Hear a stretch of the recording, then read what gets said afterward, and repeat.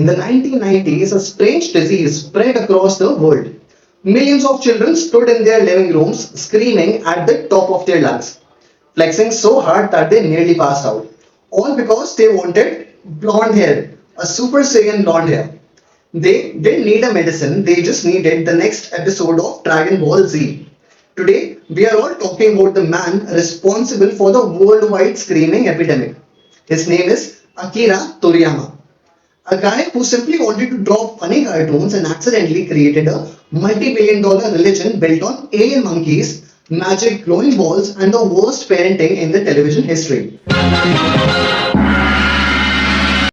Before the 1980s, Akira Toriyama was famous for a goofy comedy and manga called Dr. Slump.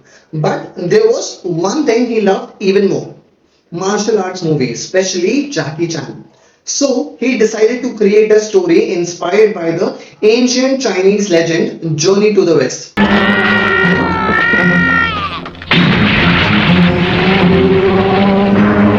we go again! It's Ape City!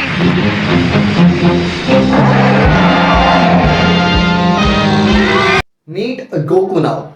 How do you create the perfect hero? Simple.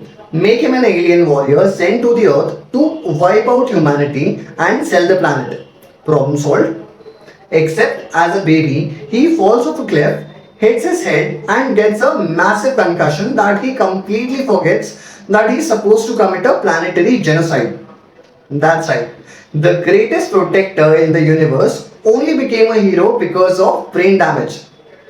Toriyama created the purest anime protagonist ever. Mostly because Goku's brain has exactly two active brain cells. One says food, the other says I wanna punch someone stronger. This is the same man who once gave a planet destroying villain a magical healing beam while his own family was standing nearby because it wouldn't be fair otherwise. Ha! I totally called it!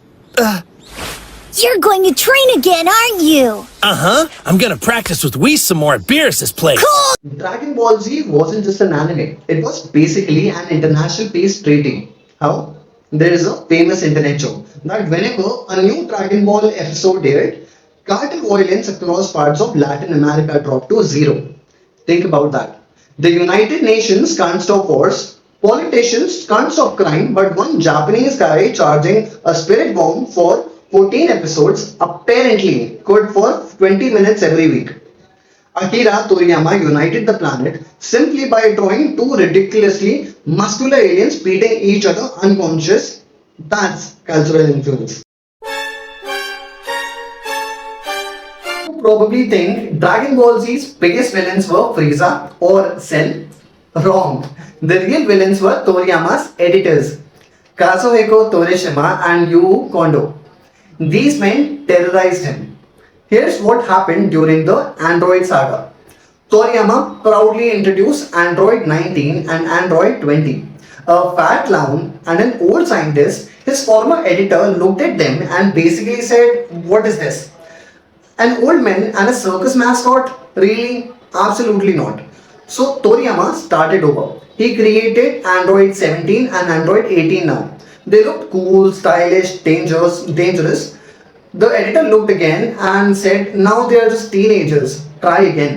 So Toriyama created Cell, a terrifying bioengineered monster. The new editor looked at him and said, "He looks like a bug. Transform him, please."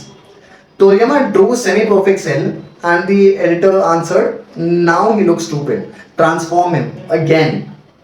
Finally, he drew a perfect Cell. One of the greatest villains, Toriyama wasn't inspired into greatness, he was bullied into it.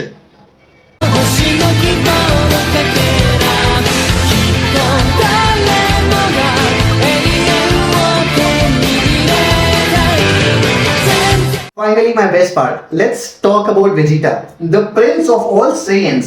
A title that means absolutely nothing because his kingdom was literally exploded. Here's the secret. Akira Toriyama didn't even like Vegeta.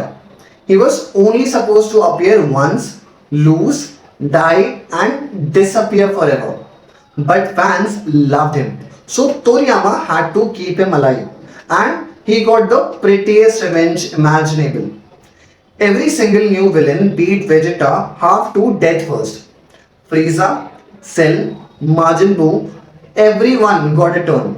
Vegeta became anime's official measuring stick. If the villain could destroy Vegeta, you knew Goku was about to clock in. Rest in peace, his pride. Drawing the manga is brutal. Toriyama barely slept. Eventually, he started forgetting his own story. Launch, gone, never mentioned again. Saiyan's Tail, too annoying to draw, so deleted. Super Saiyan 2, he literally forgot it existed. He even wanted to end Dragon Ball Z after Frieza. The publisher said no.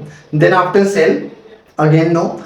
Dragon Ball Z had become a money printing machine and Toriyama was chained to the drawing table. Burnt out, exhausted, still creating masterpieces week after week. Dragon Ball Z wasn't just popular, it became universal, especially among black and Latino communities around the world. Why? Because Dragon Ball always have been about one thing, breaking your limits. Goku starts as someone everyone looks down, a low class Saiyan, yet through relentless training, ridiculous determination, and enough screaming to shake mountains. He surpasses gods. That's the story people connect with. Modern shonen anime exists because Toriyama kicked the door open. Naruto, One Piece, Bleach, My Hero Academia. Every creator who followed grew up chasing Goku's shadow.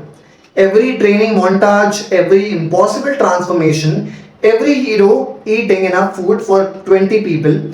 That's Toriyama.